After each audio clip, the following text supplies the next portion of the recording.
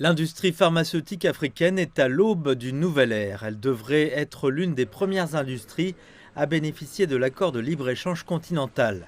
La volonté d'améliorer les systèmes de soins de santé et le développement des médicaments est apparue lorsque le continent a eu du mal à accéder aux vaccins anti-Covid-19. Aucune partie du monde ne doit être laissée pour compte en ce qui concerne les pandémies actuelles et futures. Le continent malade souffre de l'une des charges de morbidité les plus élevées au monde.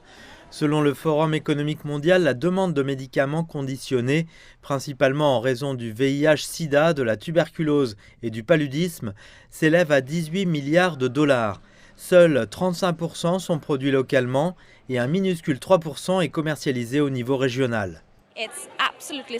Il est absolument essentiel pour la préparation de l'Afrique du Sud et du continent africain d'avoir une fabrication locale et régionale de ces vaccins et une production locale et régionale qui est essentielle pour la préparation.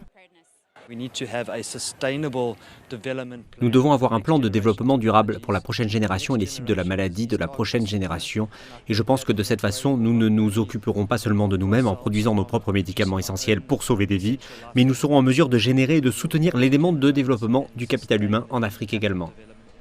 La mise en œuvre de la zone de libre-échange supprime les barrières réglementaires et relève le défi de la fragmentation des marchés nécessaires pour stimuler le développement et la production de vaccins, de médicaments, d'instruments et d'autres produits essentiels.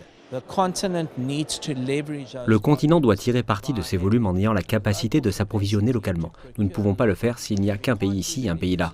Il faut rassembler tous les volumes. C'est significatif et nous pouvons réaliser des économies d'échelle pour réussir.